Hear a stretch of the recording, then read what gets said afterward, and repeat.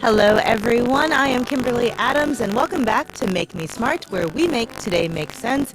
Today is finally, Friday, April the 7th. And I'm Sabri Benashore in for Kai Ryssdal. Thanks for joining us. Also for Happy Hour, as we like to call it, Economics on Tap. You have so many plants, Sabri. I feel like we need to at least acknowledge that you are the plant person if that is going to be the background on YouTube. Yeah, well, it's either, the plants or just my chaos room. So now it's I guess it's both. How many plants do you have? The last time I counted, I had 100 indoor plants. And then there's some outdoor plants, but I don't count them. So, Okay. yeah, they're kind of So what are collected you drinking? over the years. Oh yeah. Okay, so I'm drinking a smoothie. This is literally this is like 70% of what I consume on a daily basis because I'm too lazy to cook. And because there's no time to cook when you're on like spot duty, when you're like doing the news. Like I don't even know what people eat. Ever since I started in journalism, basically, I have started consuming mostly smoothies, that's been like 14 years. I mean, What are you at drinking? least you are healthy. Well, actually, I was going to talk about being healthy. And so this month, April, is actually Alcohol Responsibility Month. You know how everybody loves these branded months. And I guess it's April because by now everybody's kind of weaned off the dry January kick, and any good habits that you may have developed then will maybe be fading a little bit. And so anyway, Alcohol Responsibility Month, just a time and an opportunity for us to be mindful about our drinking. And so I have a mocktail today, and so mine, nice. isn't it? It's made with alcohol removed whiskey, a spicy cherry orange tonic that one of our very kind listeners sent our way, and then ginger ale and some alcohol-free bitters, which are actually a thing that exists. And so it's quite tasty. You know, it's not a alcoholic drink. I'm not going to say it tastes the same, but it does taste good. So there's that. Oh, and so I was at this event at the press club a couple weeks, maybe a month or so ago, from one of these groups that promotes alcohol awareness, especially trying to prevent underage drinking with teens. And they actually have this app where you can plug in what you ate, what you're drinking, how tall you are, how old you are, how much you weigh, and it will estimate what your blood alcohol level is. And like, Oh wow. yeah, isn't that cool? And so, like, you know, you have your different limits of what you're supposed to drive. Obviously, it's not like perfect or scientific, but it kind of Yeah. gives you a range. And they were doing like these breathalyzer tests because they were serving drinks, but only two because that's a healthy amount.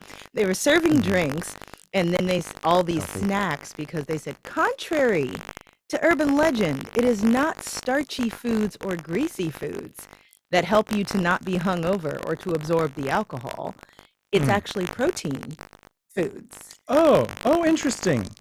So all that Okay. popcorn I ate to, soak up the booze over the years, did nothing. So basically, anyway, so you can plug in what you ate and it'll tell you what it did to your blood alcohol level. So yes, I Wow, have a mocktail and, no, there's so many times in my life I feel like that would have been useful, but yeah. Well, you know what you can do that actually helps if you ever get hangovers is what? well, I would always drink like a full glass of water. Try to just drink as much water, but have like 6 vitamin B complexes at the same time before you go to bed, basically. And it worked. I would say it worked for a few years until my like body finally rejected alcohol in my 30s. Hey, it's healthier. That's real healthy. Yeah. It seems like we're having a little bit of trouble with the audio. Let me, Oh, while really? I'm gonna try one thing to see if it fixes, so everybody stand by. Okay. Let me know if there's anything I can do on my end.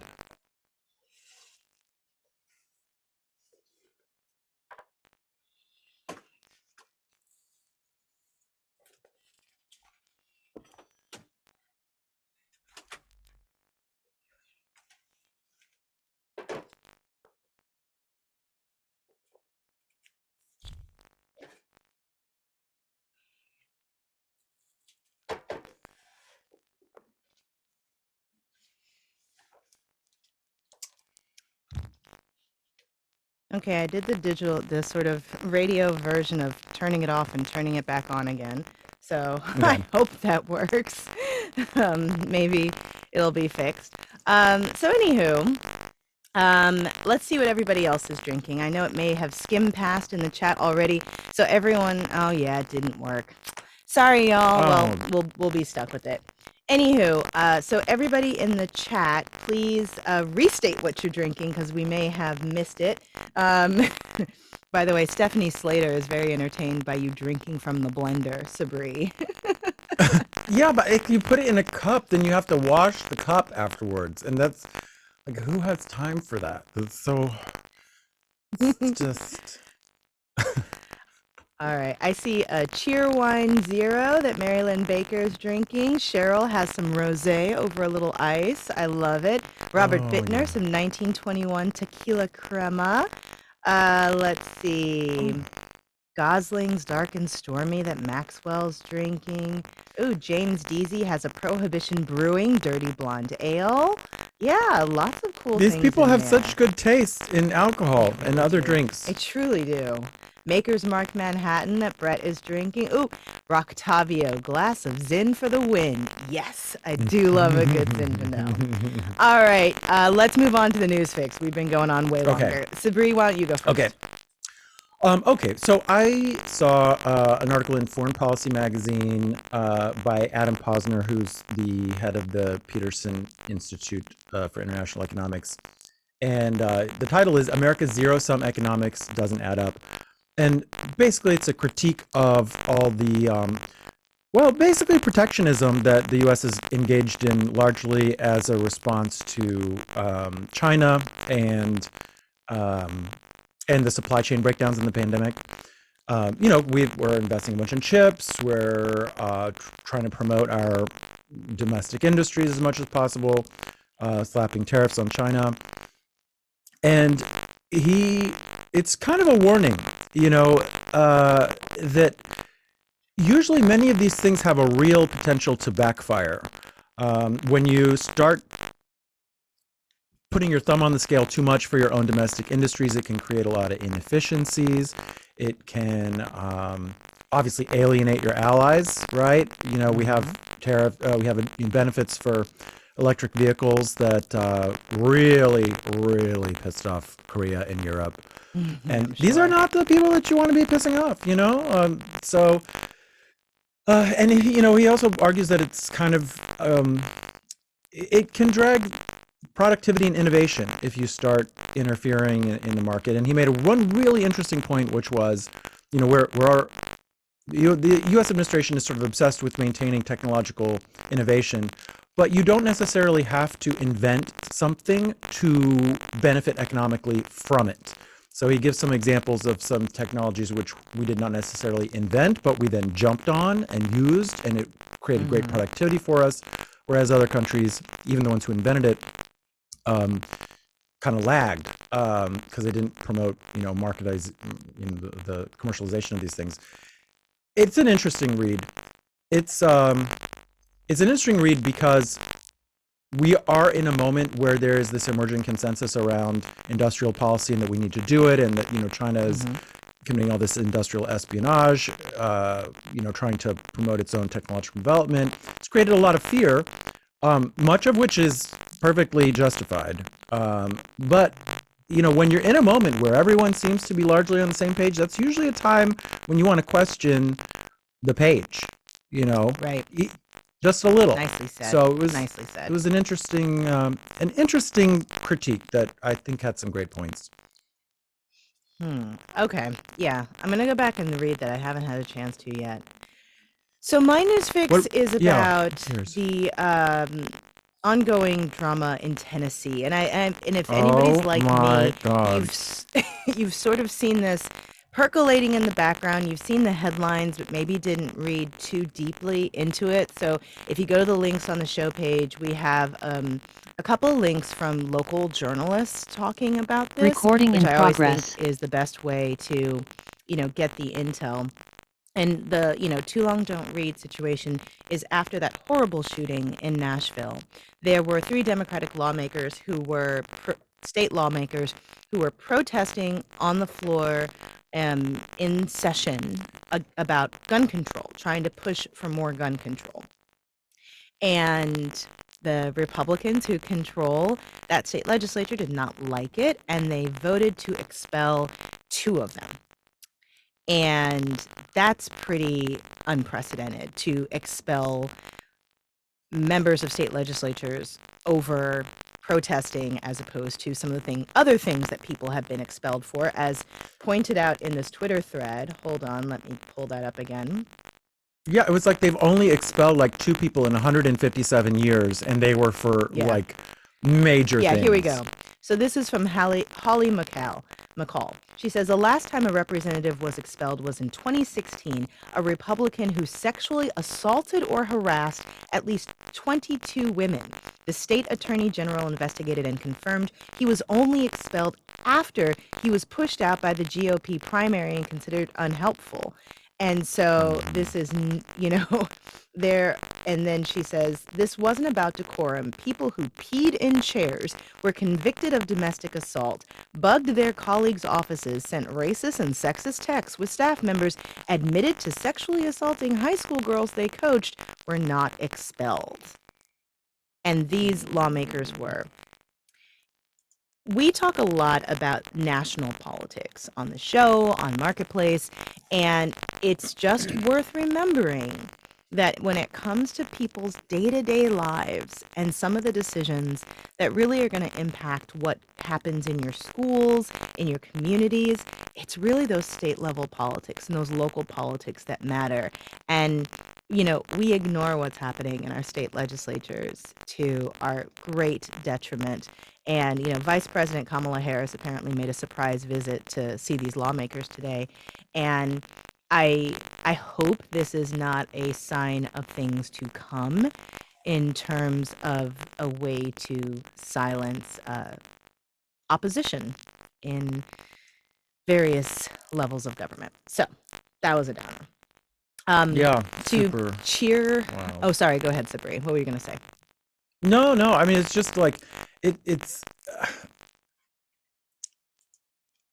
just very telling that there, I don't know, whatever sense of comedy that probably once existed in that legislature, where it's like, look, we're all here to do a job, we're all here to represent our constituents, like, let's,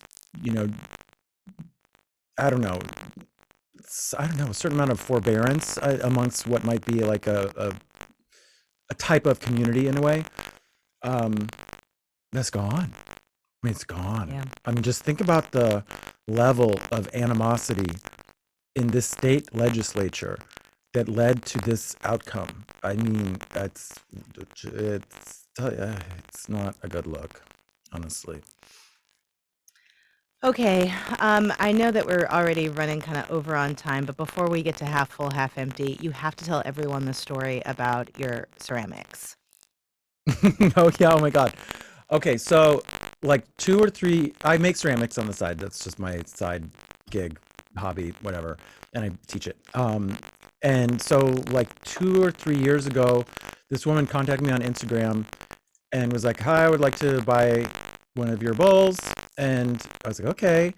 And we sort of negotiated on the price, and she was like, "Because this is going to be, this is going to be in a movie." And I'm like, what movie? And so then she had me sign a non-disclosure agreement that said, "Oh, this is going to be in Dungeons and Dragons." And I'm like, I don't barely even know what Dungeons. Why did you make me sign an NDA? I barely know what Dungeons and Dragons is. What is this like made for TV movie? And it was being filmed in Ireland. I was like, great, some local movie on local Irish TV is like whatever. Um, anyway, so I gave her the bowl, and turns out the movie was the Dungeons and Dragons movie, like the actual movie. And I just found that out like a month ago, and I was like, what? And so we went to go see the movie, and I couldn't even pay attention to the plot for the first like 35 minutes because I was like, is that my bowl? Is that my bowl? Is that my bowl? And then finally, it was my bowl.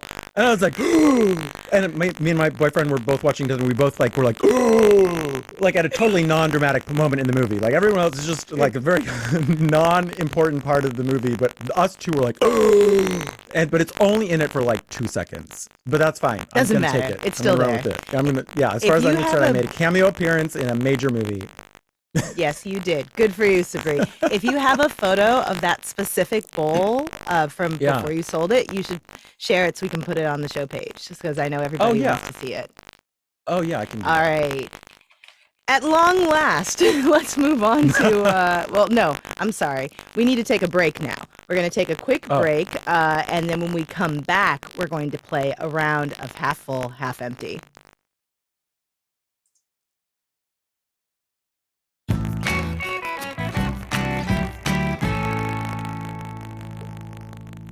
Okay, this is Half Full, Half Empty, where we go through some of the news topics from the week, and you tell us, and we tell you how we're feeling about them, and it's hosted by our very own Drew Jostad.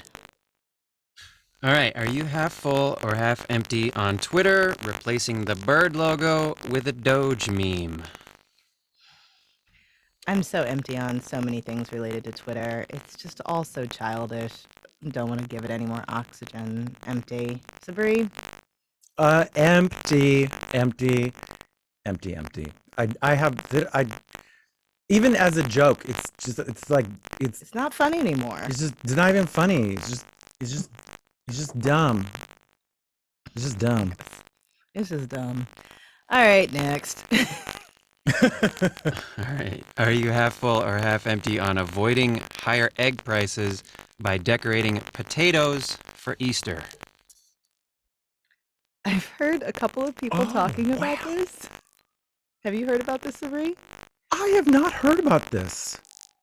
So I guess apparently people are decorating potatoes. I mean, if you think about sort of the logic of decorating a food item, a potato is, I suppose, as logical as an egg, although my very Christian upbringing tells me not, because, you know, in that environment, they told us the different parts of the egg represented the Father, Son, and the Holy Spirit, because it was the duality all in one.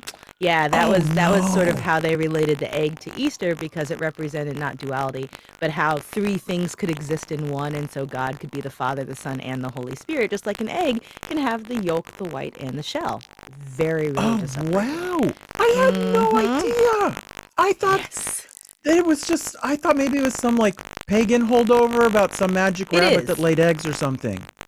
It absolutely but then they kind is of like a pagan holdover. made it. Yeah. I see. Yes. Oh, that's so fascinating. Yeah. Yes. But on potatoes. Yeah, on potatoes. No, I'm totally full on that. That's very like both what do you frugal and artsy, because you could probably carve a potato. There could so much you could do with a potato. I am so full on that. Do you ever make the potato stamps where you like cut them in half and you carve something in it and then you dip it in paint and you make it into a stamp? I think I read about doing it, but I never did it. Okay. All right. Yeah, I'll go half full. Why not? What's next? Half full or half empty on the banking crisis being a boon for cryptocurrency?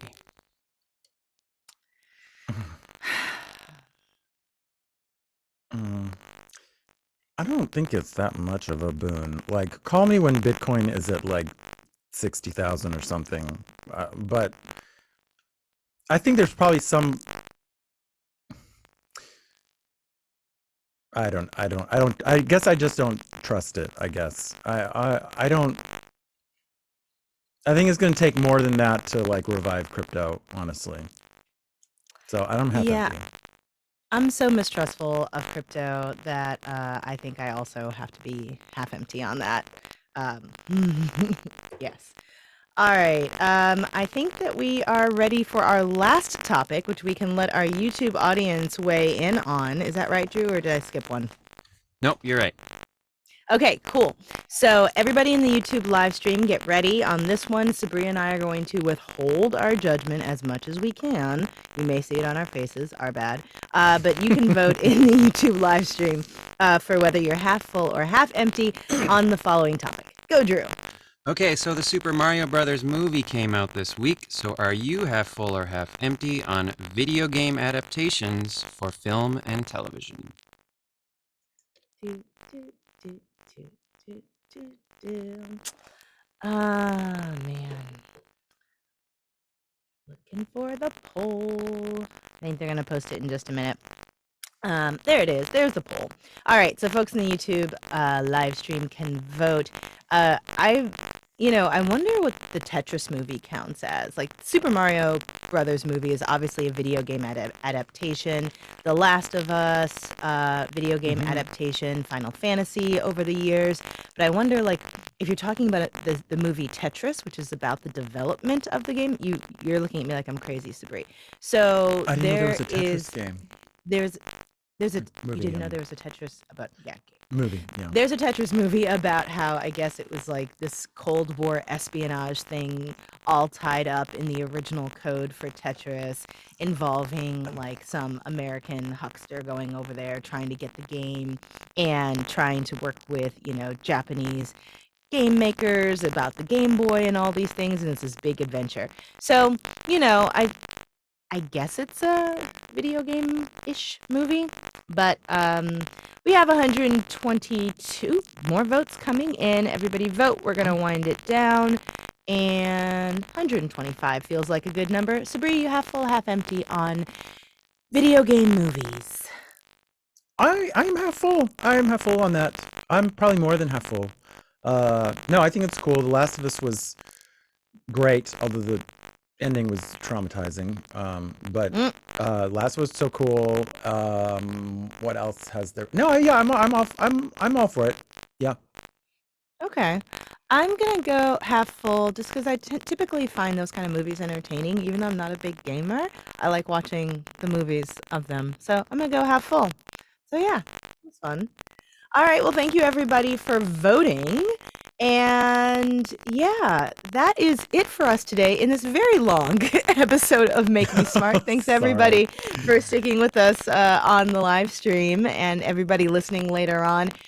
We are going to be back next week, but before we go, we have a big favor to ask. If you missed it, Make Me Smart has been nominated for a Webby Award, and we are so excited about it, but we are not going to be able to win without your support. Right now, we're in like third place, and we'd love to actually win it. It means a lot. So you can vote for us by going to marketplace.org/vote MMS, as in like Make Me Smart.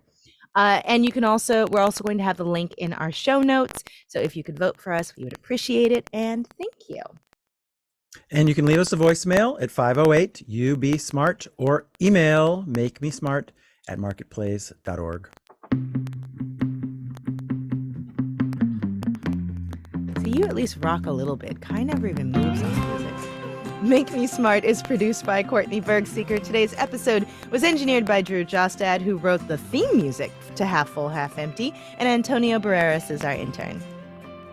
The team behind our Friday game is Mel Rosenberg, Emily McCune, and Antoinette Brock. Marissa Cabrera is our acting senior producer.